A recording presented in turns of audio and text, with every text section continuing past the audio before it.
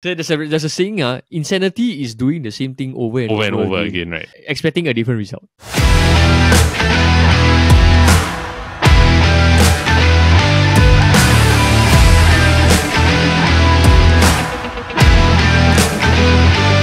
Hello everybody and welcome to another episode of the Futbol Kaki. I'm your host Elder and I'm joined by my fellow Kaki bro, Paul. Paul, how you doing, bro? Not too bad, bro. But I think a bad week for us United fans. But we shall get into that later. I won't say it's a bad week. I would say it's just more frustration and just more of the same things over and over and over again, which is basically the title of this episode. It's just basically the same old United. So, I think before we get into most of that, right, let's just look at one of the bright spots of the weekend, right, was that in F1 news, Lando Norris finally beat Max. By a landslide. Yes. It was very dominant. I think nobody thought that McLaren were going to beat them like that. It was just him, right? He has arguably the fastest car now. Yeah, correct. In the whole grid. Yeah. Not even PS3 is like that fast, you know. And I think it's different also because because the thing is now you can clearly see who's the lead McLaren driver, man. Yeah, for sure. So I always feel that no matter what they always say, right, or what driver says that, they both have the same car. There's no way two drivers have the same car. There'll always be one that's tuned properly to the one driver, right? Correct. So previously Vettel and Webber, you could tell Vettel had a better car, right? I think the only one that was probably fair, right, was when it was the two Mercedes, the two McLarens. Leclerc Vettel was even. I think it was more like Hamilton and Button. Hamilton Button, maybe like one or two seasons of Hamilton Bottas. Yes.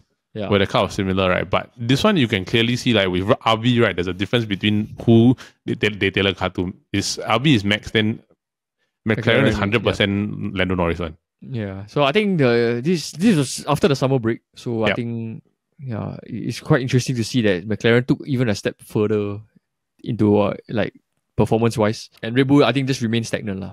Yeah. But so I think it's still the only good thing that Max has now is still like the 70-point lead lah. So which I think is about 9 races left, if I'm not mistaken. Yeah, so I did do the math. Like if he come in second place for every race, he will still win the championship. It's the only thing that there is 3 sprint races in between. So so we shall see how that goes lah. But Norris has to win every race lah in order to want to challenge. Which may be a good thing about them because the next one is Monza. So Monza one, I do think that Red Bull has an advantage. The DRS and everything. Yeah, the DRS. I think in Monza is a very equal track. In terms of like everyone will be the same. But I think if they come to Singapore, right, McLaren has an advantage. Yeah, Red Bull doesn't do well in Singapore, like ever. So it's either Ferrari or McLaren, maybe. Yeah, I would say that one, right? Yep. But moving on to today's football. So we are a football podcast after all. So what we're going to talk about today is, of course, as you can see, we are going to talk about predominantly Manchester United because, boy, was it a disaster for every Man United fan out there. It's pretty much the same thing over and over and over again, right? So, but before we get into this Manchester United discussion, we still got our what's going on. So, Paul, bro, what is your going on for this week? My what's going on for this week is not just for this week. It has been going on all transfer, all summer. Okay, and you would think that after each signing they will be done. Yep. But it looks like the Chelsea train is not stopping. So what's going on with Chelsea again? Oh, honestly, after signing Pedro Neto last week, they are still not contented. They are going after 2 players, if I'm not wrong. They're going after Sancho and they're going after Osimhen. So what's going on? I'm very confused here. I don't understand this transfer policy at all. Yeah. It's like they're trying to assemble the Avengers, right? But they are not assembling the Avengers. They're assembling the X-Men. The X-Men, they take in anybody. Right? So what? Mutant level 5, mutant level 1. Mutant level 5, mutant level 1. A variation of you. No, I really don't understand though. This is how jarring it is, right, guys? There's been 35 signings in the past 2-3 years for Chelsea. 35, eh? Man United's 35th signing ago, right, was Bastian Schweinsteiger. That's 8 years ago. 8 years plus ago. That is how much of a difference a club that signs 35 players versus a club that signs 35 players in 2 windows or 3 windows or 4 windows. You're talking about a full squad overhaul, right, that can only be seen in FIFA, the video game. Where you transfer list all 23 players, right? Yes. And then Which you buy all of us like have done before. 10, 11 players in one window. Yes.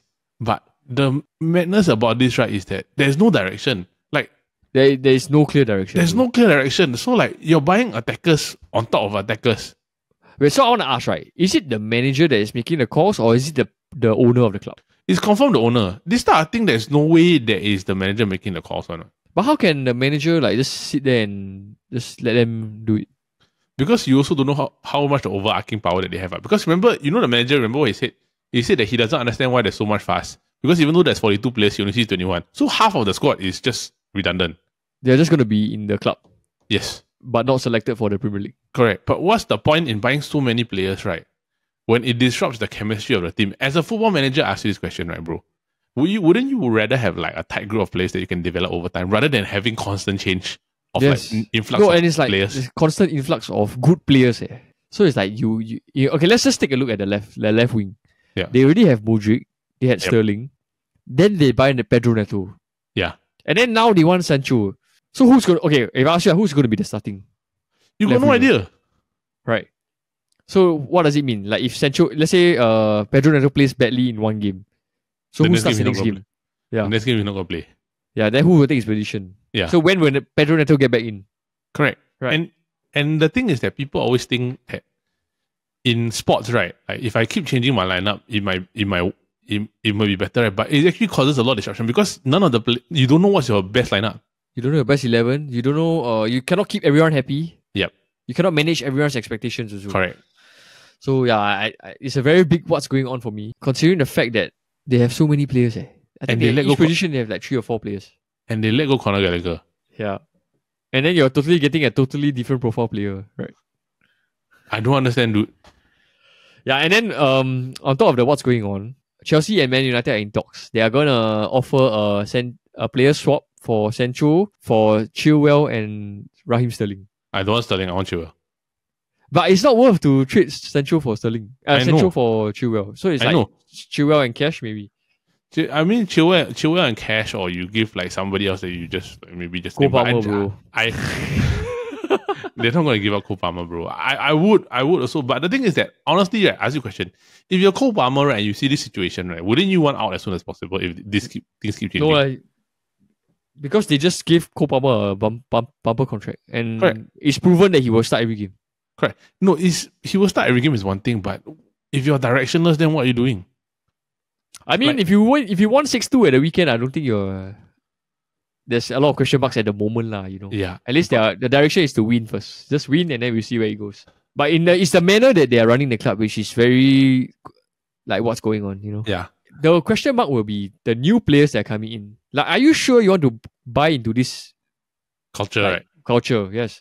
Where competition is good, but too much competition is ridiculous. Yep. Yeah, it's like, bro, I challenge you for the striker position, but there's like 2 other guys challenging us also. Like the question also becomes, right, like generally most of the time, right, you only have maximum in a position, right, 2 or 3 strikers. Yeah. 2 or 3 strikers. No, 2 is the ideal. 3 is like luxury. Yeah, correct. Yeah. But most of the time it's 2 is maybe like, let's say for example you got wingers, right? You got 2 left wingers, you got 2 right wingers, right? Then you got one guy that can play both left wing, right wing. Or like he can play camp, he's the versatile one. Then strikers, you got 2 midfielders, you got probably 6. 5 to 6. Then that's the good amount. But then you have 4 wingers on each side. Each side. And then you have like 6 midfielders. Yeah. 4 midfielders in one camp position. And Kunku, Cole Palmer, Felix, and I can't remember one more. Yeah. And like, why if João Felix sign when they know Cole Palmer's gonna start? Unless Cole Palmer play right winger. Yeah, so like if I was Nkunku and Felix, right, I would feel like, hey, why is this guy coming in? Yeah. Yeah, if I could ask a Chelsea fan what is their strongest line, I'll be very interested to hear what they have to say. Yep.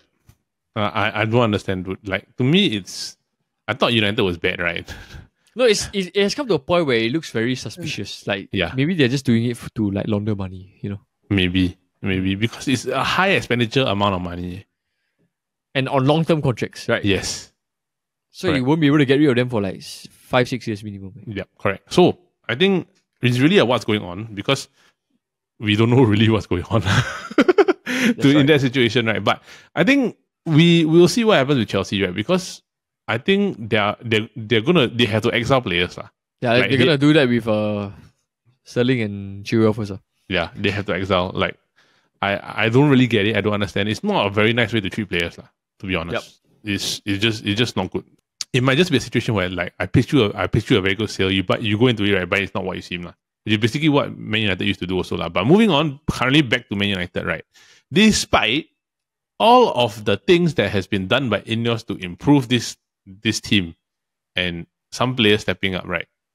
We are back to the same old problem with the same old situation, with the same old decisions made over and over again by our manager and the players. I think you and me, after that Brighton game, right, we have concluded, right, that the mediocrity will not change, right, if the players that are causing the mediocrity are still there. Yes. Yeah, so I was going to say, like, I want to make this into a clip. So there's a saying, insanity is doing the same thing over and over again, right? Expecting a different result. Yeah. So if you are keeping players that has gone through like 4 managers, right? Okay, let's just go back to Mourinho. Okay, there's I think Rashford, McTominay, Dalot, right? These are the players that have been there for 4 to 5 managers. So if Ineos... Lindelof also, correct. So Lindelof. But he didn't play this game now, so I'm just saying... Yeah. I'm just seeing it as a picture as a whole. If Ineos has decided to stick with the manager, right, why not, instead of running through 4 managers, why not we just change who has been here for 4 to 5 years? Yeah. Correct. Don't come and give me this nonsense that Rashford is a redemption season, it is his breakthrough season, or he has a confidence issue, or this. Enough is enough. Yeah. Okay? He has a full preseason that Ten Hag always say, like, my players need to have a full preseason. Right? And then played 2 games, no shot on target. And then I don't know what's the excuse anymore. I've spoken to some of my close friends who are Man U fans, right? I'm just saying, like, bro, what's your opinions on Rashford? And then they were like, I don't know, bro, but it's just sad to see. Then I'm like, no, I as a last person, it's not even sad to see, because he's basically like what you don't expect in a Manchester United player. He's like total opposite of what you expect in a Manchester United player. Like, I'm just saying, like, even like we saw the glory days, right? We don't even talk about Ronaldo, Rooney, or Van Persie, or Van Nistelrooy, right? Yep. We talk about players who have heart and soul for the club. Darren Fletcher, John O'Shea, Nani, Danny Welbeck, right? Those players, you know, they are not very good, but you know they know the culture of the club, how they put in the effort for the club, effort and body language, right? Not once we question that Eddie Fletcher, like, no, he doesn't want to be here, right? So yeah. And the worst part is comparing Rashford and Anthony. Okay, why we are so hard on Rashford is because he wants the superstar treatment. Yep. Yeah. Ten Hag treats them both too differently, right? One is get superstar treatment, one get, okay, you're lousy, I'm gonna drop you. Yeah. Yeah. So why is it not consistent throughout in his management? I feel that, like, I'm done with this whole situation with Marcus Rashford already, because, like, I think if you've seen it already, right? Like the other day, I think I shared this clip with you. Alan Shearer said that as a striker, as a player, right, he shouldn't be offside in that type of situation. He should be able to read the game and read the ball. Then Gary Lineker said, but he tried to run into behind space. At least he's making runs forward. Yeah. Then after so that has become of the standard. Right? Yeah. Then after that, Alan Shearer said, but he's not young anymore. So there was this post, right, on like Instagram that I saw, right. Basically, they were saying that Marcus Rashford, right, the time for correction is over already, because he's 26, 27. These are habits already. He cannot. It's his 10th season in EPL. Yes. 10. When Nistelrooy played 6 seasons only. Yeah. When Nistelrooy played 6, Ronaldo played 6. So the thing is that if this is the situation whereby a player that has been here for 10 years already, 10, and he's creating the same habits that a youngster would have made, and bad habits are. Like, remember we talked about this, right? Like last week, it's like he's doing the same stuff that Saka is doing, but Saka's 22. Saka is 6 years younger than him. Yes. Yeah, he is 27, going to 27. So if let's say he keeps doing all this stuff again, over and over again, right? Where does it come to a point whereby he cannot use it as an excuse anymore? Yeah. So I'm very curious, like, why Ten Hag has been picking him non-stop. Yes. Like, irregardless of performance, it's like his performance doesn't even matter. It's like, okay, I'm going to play you. I hope you find it in your heart that you will come back to form. But I'm sorry, we have waited too long already. 1.5 seasons of this nonsense. Yeah, and then if I was Ten Hag, right, if I want to do things my way, I will just play what I want to play. I will play Garnacho, Ahmad, Xerxes, Bruno. Yes. This way, I know that the players have to listen to me. Not I have to like kowtow to the player that the club so treasure him so much. Yeah. All right. And like honestly, you could see against Brighton, right? The moment that Rashford came off and Mason Mount came off, and Garnacho and Xerxes were all there, right? Everything just went smoothly, right? It's just that so happened that Xerxes was just unlucky. Honestly, right? Yeah. Xerxes was unlucky, right? But Garnacho had the whole goal while he was in the center. If he had just shot to the near post, right, it's a goal already, right? Because he would have been different in play. So, yeah, but it's like what we say, like the instant impact that Garnacho had when he came on. Yes, instant. It's like we didn't see for like 65 minutes when Rashford was on, right? Correct. And what I saw, right, was that the moment that Garnacho came on, right, you had two wingers that were running and attacking against the fullbacks. You are causing them problems, right? And the one thing that I would say is when they had that goal build up to the goal that was disallowed but because of the Xerxes in the offside position, right? Amad Diallo, right, has the awareness and the wherewithal to make the right decision. Everybody already knew, right, that the ball was coming in. You saw Bruno overlap, right? Anthony or Rashford in that position would have shot the ball. Yep. But Diallo knew that Bruno was coming. He laid it off to Bruno. Bruno, all he had to do was just time a nice pass, right? If he had slowed down the ball, right, Xerxes would have got a tap in, it would have been an easy goal. Yep. I agree, bro. I totally agree. So let's not even get started on the Brighton winner, right? That one we get to that. So to me it's more or less like he had the right team, he had everything right, and then he makes stupid tactical decisions. Yes. Like stupid tactical decisions, right? Like why on earth, right? I understand Bruno is tired and understand Ahmad is tired. Why would you take both of them off, right, to put in two non-performers? Yeah, McTominay and Anthony. McTominay and Anthony of all people, Anthony, right? Yeah, Anthony of all people. The lead for Maguire, I understand. That one, fair. That's fair. Yep. Because Maguire, he did badly in the first goal. Yeah. Right? Xerxes for Mount, understand. Totally understand. Yeah. Totally understandable. Garnacho for Rashford, totally understandable. Yeah. But McTominay for Bruno and Anthony for Ahmad, your two most impactful players on the day, right? Even the two worst players, right? Even though Bruno didn't play well, right? Two most impactful players, right? For the two worst players on your entire squad, why? Yeah, and especially Anthony. I really don't get it, yeah. And then the moment he gets the ball, he go backwards.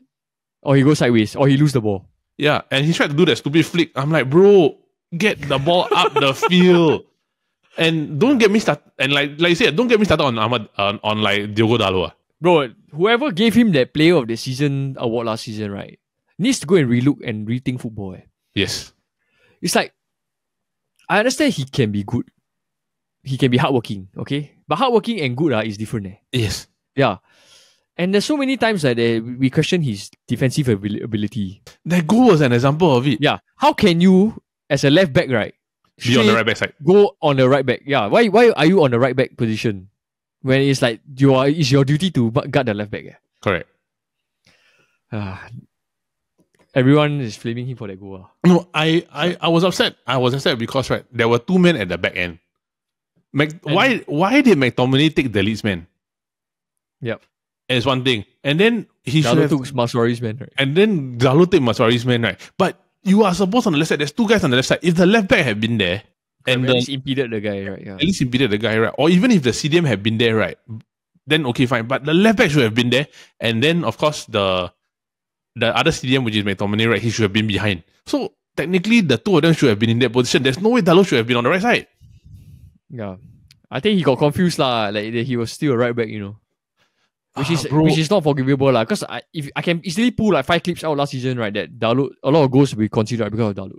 Yeah, he's so overrated. It's not even funny anymore already. Yeah, I never rated like Dalot and Rashford. I don't even know how like Man U fans can watch, right, and say that this is good. These are good players. Yeah, I get that they're emotionally attached to the club but then come on lah. If you're a football fan and you're realistic, right? I honestly ask you this question, right? I think we asked the question, right? What is the point of having Mason Mount, Anthony, and Marcus Rashford? Yeah. No, and then this will throw you back to the question of Erik Ten Hag's transfers. Yes. You desperately wanted Anthony. We don't look at the price tag because Ed Woodward and whoever the John Murto, right? Yep. They did their job. They brought in the player you wanted. Yes. But why he cannot perform for you? It's inexcusable, right? Irregardless of the price tag. Yes. And then Mason Mount, you so desperately when there was a chance to sign him, you desperately want to sign him, right? And then what kind of player you want him to play in your system? You don't even know. And you paid 65 million for him. Where we could have spent this money in last season on a centre back or a striker. You could have bought the lead last season. No, bro, we could have bought Harry Kane. Yes. Yeah, we could have bought Harry Kane for 100 million. No, and the part that just annoys me to the bone, right, is basically, right, why on earth are we repeating the same nonsense over and over and over again? I can't take it anymore already, right? It's like the hard work of a certain group of players, right, is being cancelled out by the nonsensical behaviors and mistakes of a manager and other players and his substitutions. And his substitutions. I just can't take it, bro. I am so done with this style of nonsense already. And to be really frank, right, Erik Ten Hag, what are you doing? What is your primary objective, and what is your direction? What is your gameplay? Right, these are critical questions you need to ask. And the fact that we lost to Brighton, right, to a 31-year-old manager, and they have lost a few players in their core of their team already. Yes, they lost Pascal Gross. They are playing Danny Welbeck. They're not even playing the Alex Ferguson, that striker, right? And then they promoting two youngsters, Minte and the other guy, the Adingra, right? Yeah, these two guys are easily better than our wingers, 3 times better than our wingers. Yes. Yeah, and it's a 31-year-old, a youngest EPL manager to be, and the worst, a 3-year-old, three season. Yeah, and the part that annoyed the chap out of me, right, is basically you saw Facundo Pellistri, who is much better, much more hardworking, a good cover for both Garnacho and Amad Diallo to keep bloody Anthony. I'm pretty sure Anthony is because we cannot ship him off. There's nobody there. But the thing is that he shouldn't even have any mention on this team. No. Yeah.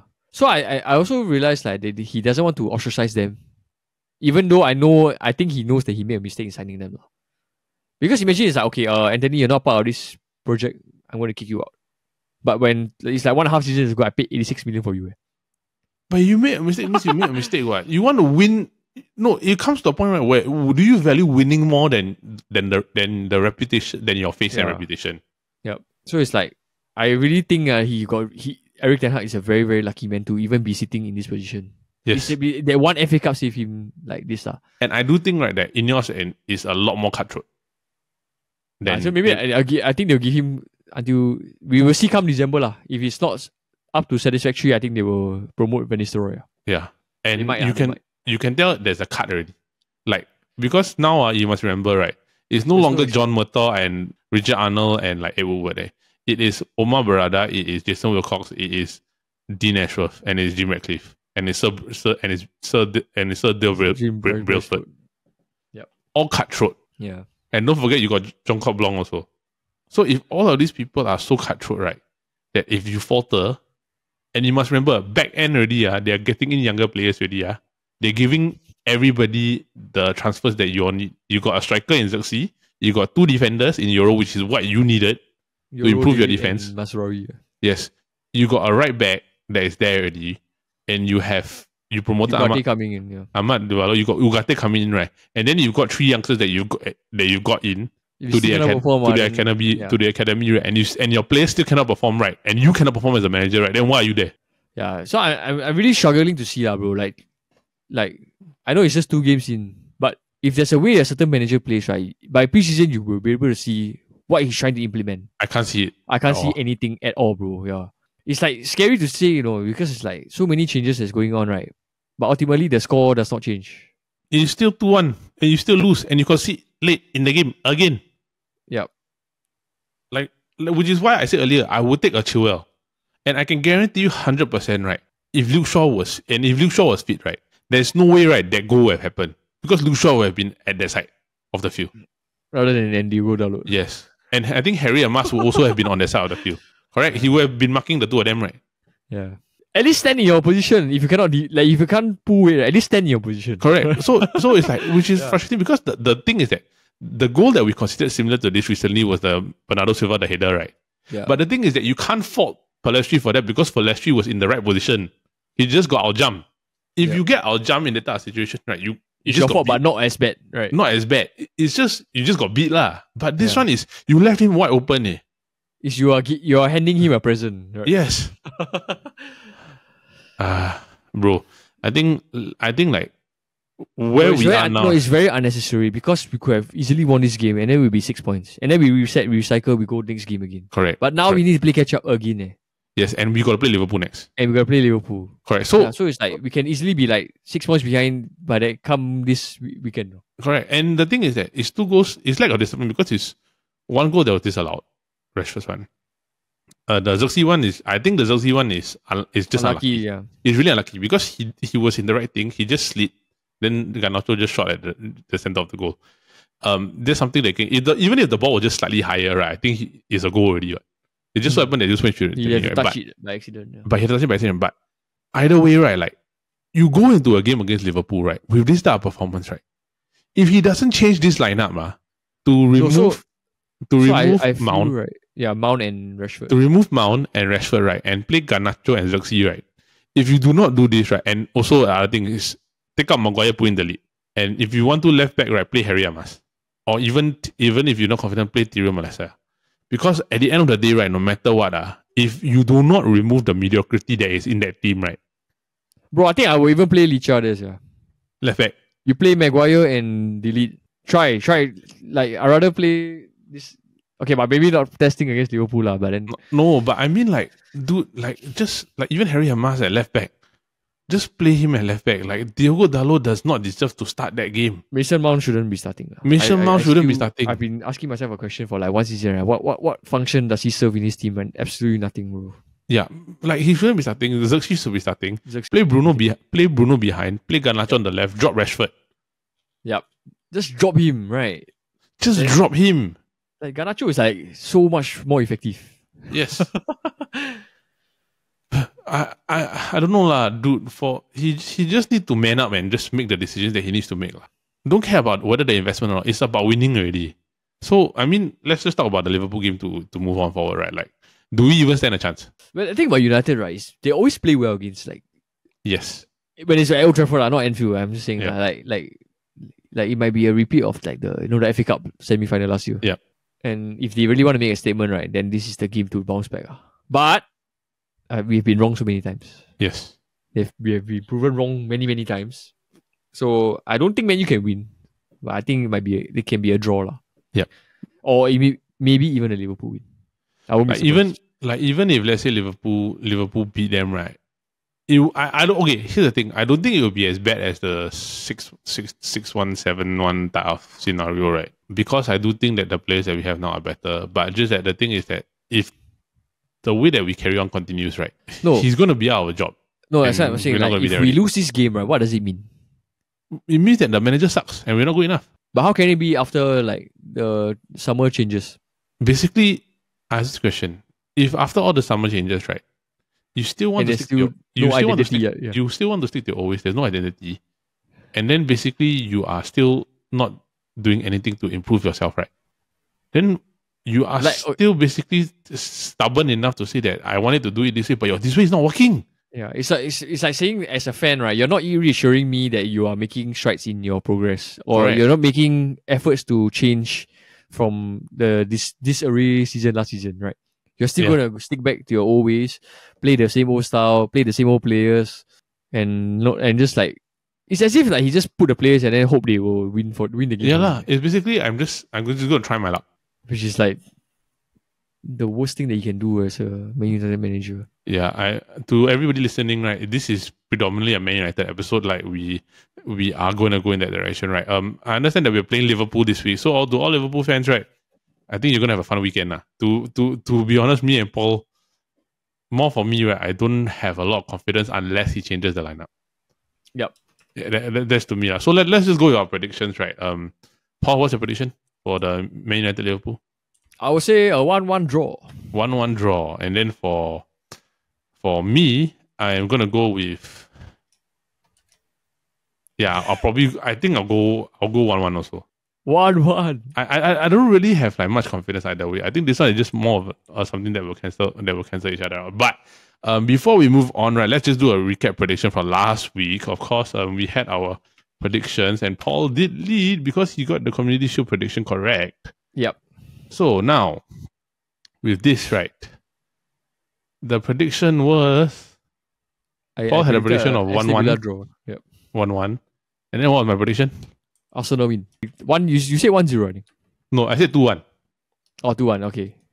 Yeah, but it was 2-0, so almost got the score correct. Alright, so basically because of that, right, we have a tie. We are 1-1. Yes. At each, right. So I think regardless of whether or not, right, this technically step one because both of us pick the same scoreline. How about we cannot pick the same scoreline? Okay, if we cannot pick the same scoreline, right, then okay. Then you have to change your scoreline. Yep. I go 2-2. Okay. So I say 1-1, you say 2-2. Yes. Either way, I don't think United's going to win. Yep, same. But we shall see. I hope that they change the lineup, but as a United fan, right, there's too many false dawns, too much false hope already. Yeah. So, bro, before you conclude, you got anything else to add? I think that's it.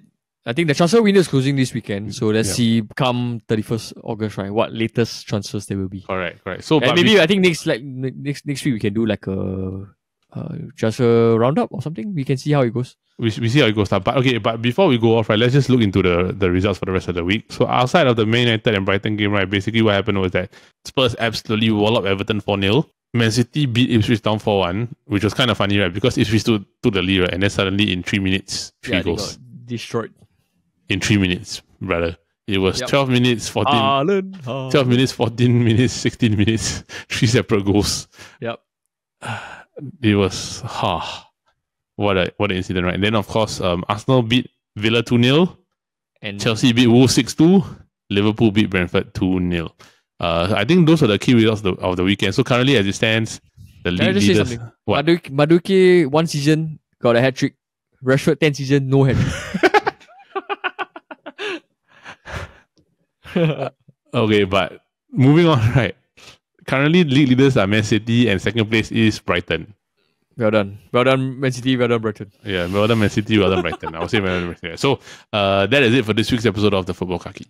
Alright, so that is it for this week's episode of the Futbol Kaki, brought to you by the Chit Podcast Network. Now, for those of you who are tuning in, we just want to say thank you and we hope that you continue to watch our other shows here on the network, which of course are the Copy Bros every Monday, where we talk about fun and trivial topics. And then, of course, if you do like game shows, we do have the SG Draft podcast involving everybody from the Chit Chatter crew, where we come together and draft about different topics. We've done food, we've done movies, we've done video games, we've done basically everything you can think of under the sun. But we hope that you just continue to us, because there is an interactive portion to that.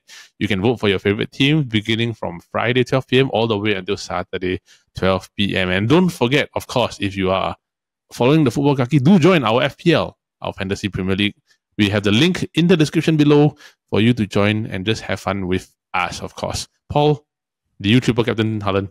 I captain here. I did not triple captain Haaland. So you only got double points only lah. But still very a good reason. I think I just feel that whoever doesn't have Haaland, right, is missing out big time. But in the case of FPL, sometimes when you decide to swap over, right, then everything just goes downhill. Yeah. I think like Mediocrity has like Salah and Haaland, so he's been doing well. Yeah, he's been doing well. All right, so I think so. So do join our FPL, and then of course, if you have liked and subscribed to our channel, we just want to say thank you. But if you have not, please give a like below, and then of course tell your friends about this particular channel. So from me and Paul, from everybody here at the Futbol Kaki and from the Chit Chatter Podcast Network, we just want to wish you a great week ahead. Hopefully Man United turns it around, but sometimes I just don't have any false hope, because Man United play Liverpool this week. And then of course for F1 fans, we do have the Italian GP, the fastest the fastest one, Forza Ferrari, but I don't have hope either on that one. So with that, we just want to say thank you. Have a great weekend ahead. See you soon, and bye-bye.